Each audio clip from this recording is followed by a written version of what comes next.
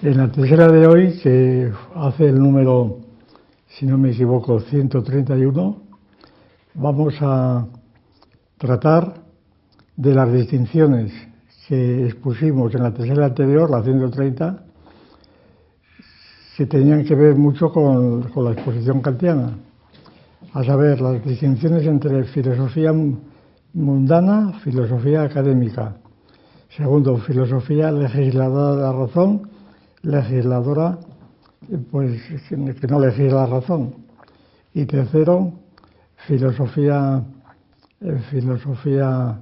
sistemática y filosofía asistemática. Bien, pues hoy vamos a profundizar un poco sobre esta cuestión, subrayando que la filosofía sistemática, como la filosofía que llamamos sistemática, y que tanto es compatible con la ciencia como con el sistema como previa a él, como esas distinciones pues en el fondo se transforman por cursos muy conocidos a la que damos por supuestos, se transforman, para decirlo rápidamente, el sistema se transforma en paradigma y todo cambia, y cambia la nueva noción de ciencia mediante la constitución de un gremio, precisamente, de unos gremios que en el fondo son estrictamente ideológicos en el fondo y en la forma incluso. Pues bien, las distinciones que expusimos el otro día, en la tercera 130, las distinciones son muy heterogéneas, porque la famosa distinción de filosofía mundana y filosofía académica, que suele interpretarse, a pesar del nombre de academia, la academia platónica, como filosofía universitaria, y esto juega importantísimamente en la cuestión gremial de que vamos a hablar a continuación, pues esta filosofía mundana y filosofía académica es una distinción que Kant propone utilizando criterios más bien sociológicos realmente, y además por sí mismos superficiales, porque la filosofía mundana es la que se habla por la calle, en román paladino, con el cual el pueblo habla a su vecino, que decía Berceo, pero naturalmente esto mismo ya nos implica una contradicción, porque el román paladino es el román palatino, es decir, el que se habla en palacio, no en la iglesia, y por tanto es mundana, pero no es tampoco popular, por así decirlo.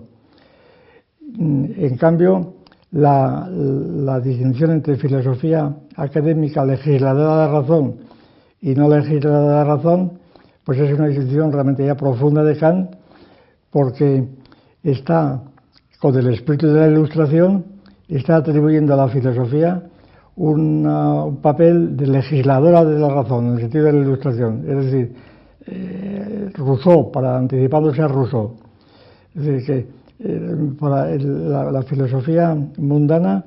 es la que realmente el román paladino o el romance popular es el que inspira la razón, por supuesto, le da reglas, mientras que mientras que la filosofía en el sentido mundano académico tiene un aspecto externo poco importante, al parecer externo, porque qué más da, se diría en principio, que la filosofía se explique en un pórtico o en una universidad o en un edificio construido, en una academia, etcétera. Es el lugar donde se habla, pero lo que se habla puede ser lo mismo o con diferencias notables, pero en todo caso esto no viene a cuento aquí.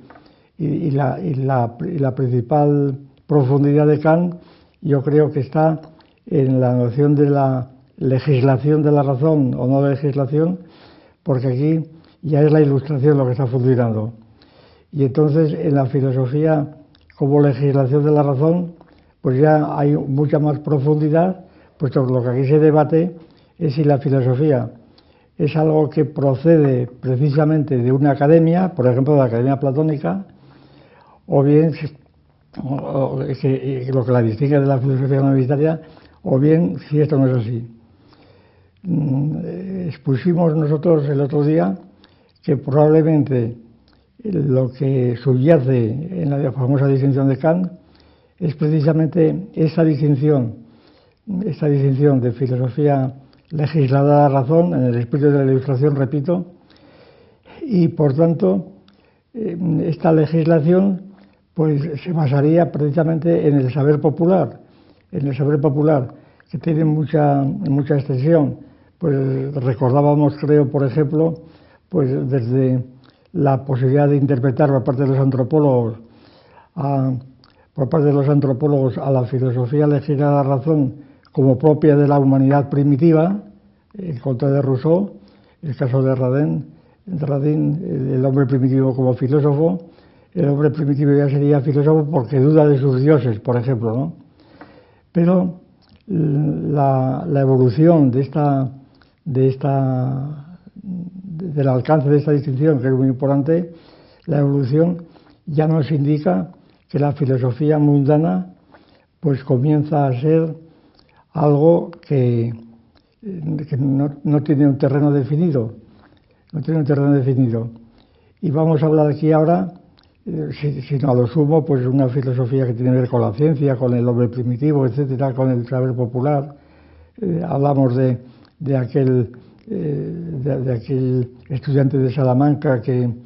le preguntaba a su padre qué había aprendido en Salamanca, dijeron los silogismos, y entonces pues estaba su madre friendo huevos y dijo, pues aquí hay 2 huevos, y dice, he aprendido que donde hay 2 hay 1, luego 2 y 1, 3. Dice, pues tú te comes tu padre el otro, y tú te comes el huevo del silogismo. Y aquí en esta anécdota, pues repetida en muchos lugares, pues naturalmente se está discutiendo si el silogismo, que es académico por excelencia, bueno, aristotélico, pero académico,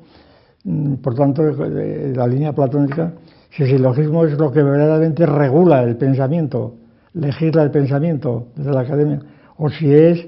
el sentido común, por decirlo así, de una madre que sabe que 2 y 1, 3 no pueden ser 3. Y entonces, la transformación que se produce en este proceso es el siguiente, que mientras que aquí Kant estaría reivindicando, de algún modo, los derechos del gremio del pueblo, del gremio popular, en el sentido de la Ilustración, pues, sin embargo, este gremio que confunde el saber académico con el saber universitario, el gremio de los universitarios, sin embargo, pues la evolución de las cosas hizo hace muy pocos años, como veremos, que esto se transforme en otro gremio,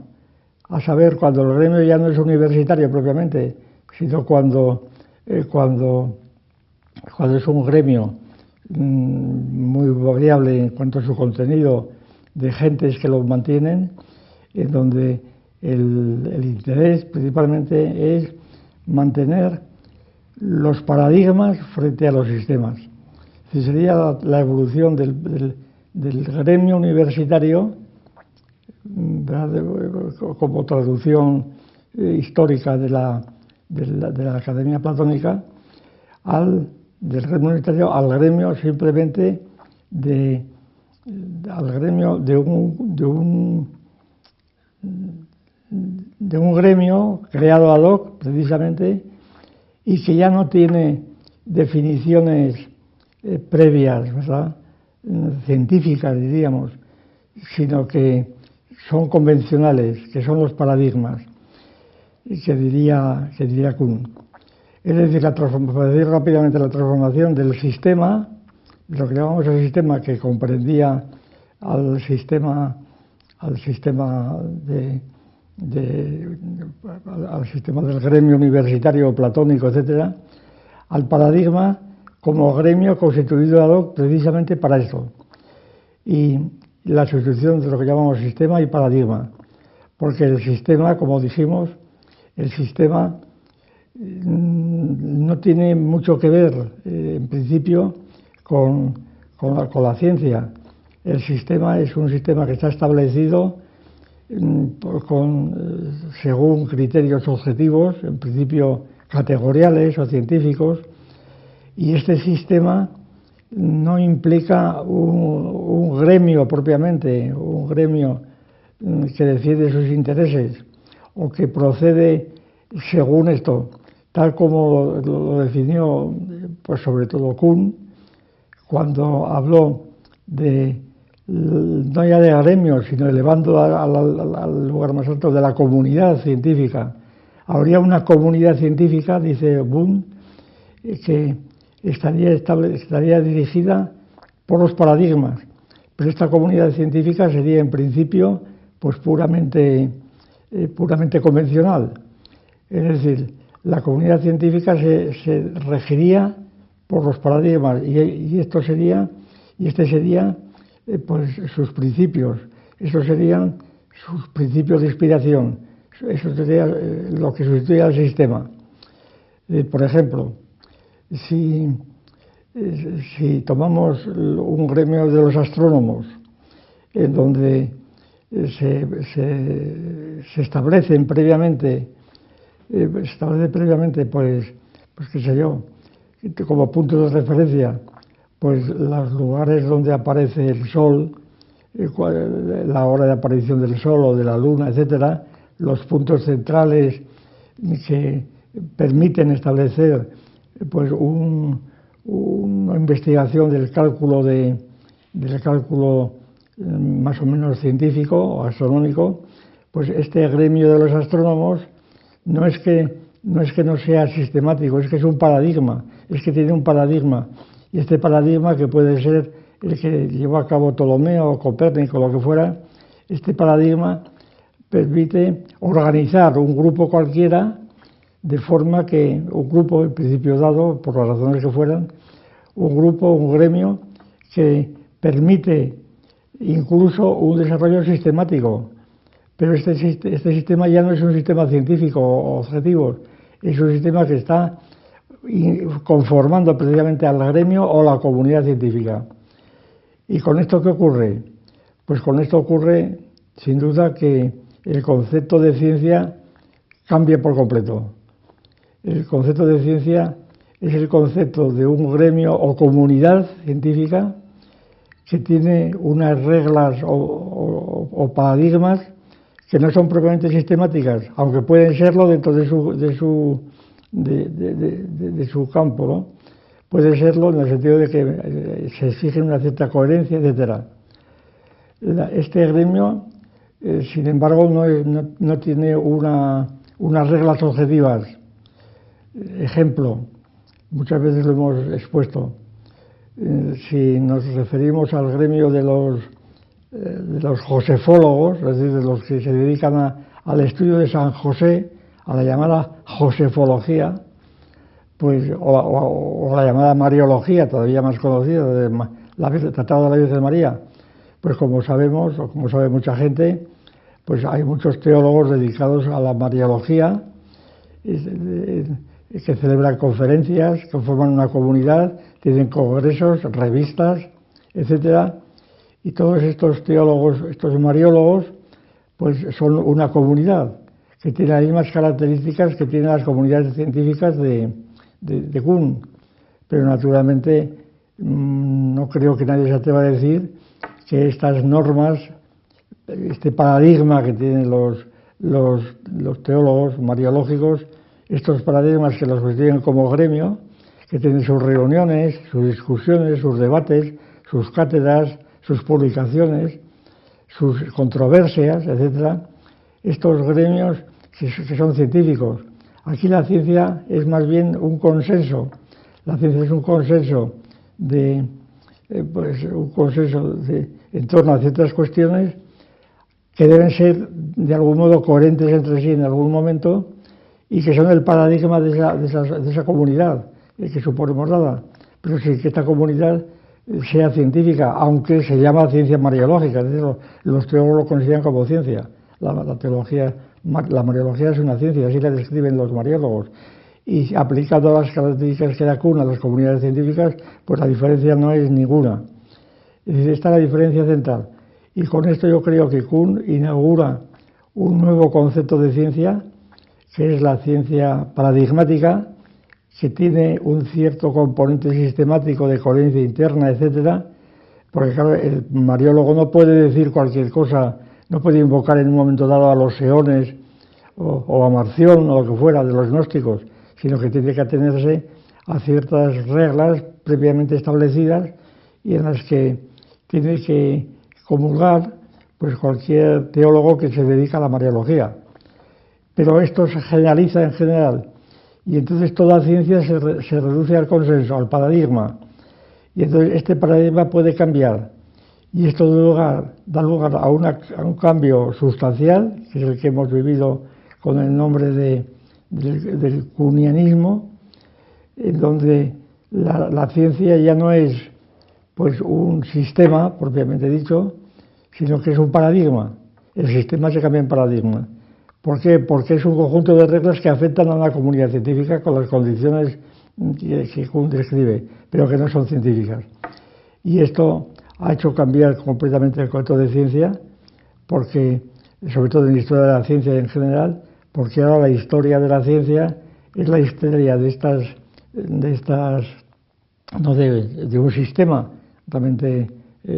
formal y científico y necesario, sino de unas reglas contingentes aceptadas por consenso por un grupo de investigadores. Es decir, el concepto de ciencia ahora es un concepto sobre todo histórico, y es el concepto histórico de un gremio que, por lo que fuera, se forma como una comunidad científica orientada precisamente pues, a mantener la investigación y naturalmente esta idea de la ciencia es totalmente distinta de la idea de la ciencia tradicional, es sobre todo sociológico histórico, sobre todo histórico, porque detalla la historia de los gremios que se han formado como fuera, y estos gremios muchas veces son gremios científicos o gremios universitarios que se han formado no porque comulguen con ciertos principios necesarios, sino que aquí es la pura contingencia de que acepten las reglas de la comunidad. Y esta comunidad se mantiene precisamente en la medida en que los miembros siguen viviendo y se deshace cuando los miembros del gremio van muriendo. Y esto ocurre también con las ciencias tradicionales. De aquí la importancia del cambio de la ciencia al paradigma, de las comunidades científicas a los gremios, puesto que en este caso histórico son los gremios, el gremio de los astrólogos, de los químicos, de los mariólogos, etcétera, de los matemáticos, de los geómetras, estos gremios que por consenso aceptan al principio no ya un sistema de normas que se suponen necesarias o científicas, sino un sistema de reglas contingentes, pero que tienen su juego junto con las normas anteriores. Pues, y de aquí la importancia que tiene sin duda, yo creo, la teoría de Kuhn de la ciencia, que ha cambiado completamente el nombre de ciencia tal como se utiliza hoy día normalmente. Bueno, este concepto de ciencia paradigmática que hemos esbozado tiene especial importancia no solo en la vida diaria, en la prensa, etcétera, sino también en las propias facultades de filosofía. Porque al asumir el concepto de ciencia kuhniano, vamos a llamarlo así, pues la referencia de la ciencia para las facultades de filosofía se confunde completamente, incluso en las discusiones ordinarias. Pues, por ejemplo, que un paradigma de científicos, de un grupo de científicos, pongamos por caso de astrónomos, partidarios de la teoría del Big Bang, de todos conocidos y que periódicamente se citan en la prensa, en la televisión, etcétera, en Internet, se citan como ejemplos de lo que es la ciencia frente a la filosofía. Resulta que estos astrónomos forman un gremio que en el fondo defienden sus intereses de gremio, como puedan serlo los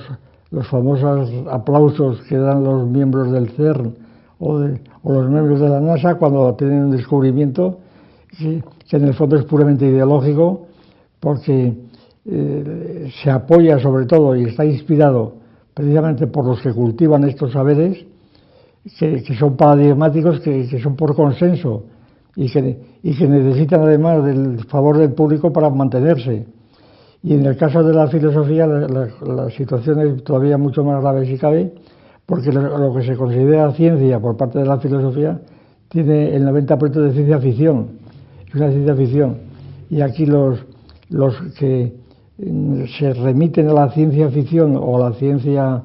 o la ciencia fantástica, ¿verdad?, de satélites, de astrónomos, etcétera, pues están tomando como criterios unas referencias que no son propiamente científicas necesarias, sino contingentes. Y están utilizando una ciencia completamente convencional, de pura contingencia, como pueda ser el caso de todas las doctrinas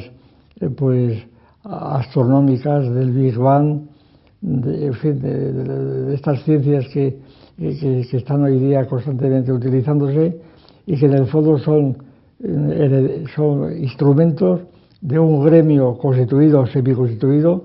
para formar un paradigma y para poder hacerse con el favor del público a fin de mantener este paradigma, porque sabemos perfectamente, en el caso de la NASA, como muchas veces hemos dicho, que los aplausos de los miembros de la NASA cuando un satélite llega a puerto, pues estos aplausos no van dirigidos al interés por Marte o por Venus, sino a que sencillamente se les asegura el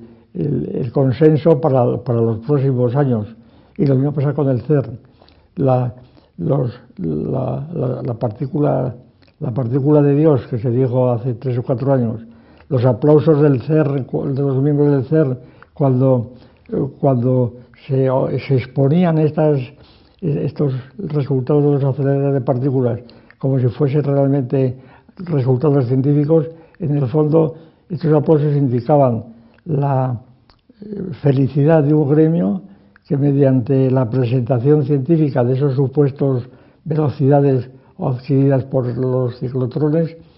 pues, del CERN, pues que en el fondo aseguraban su continuidad como miembros de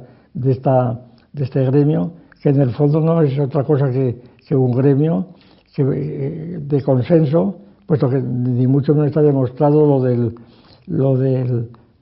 el bosón de Dios y cosas de ese tipo. Nada más.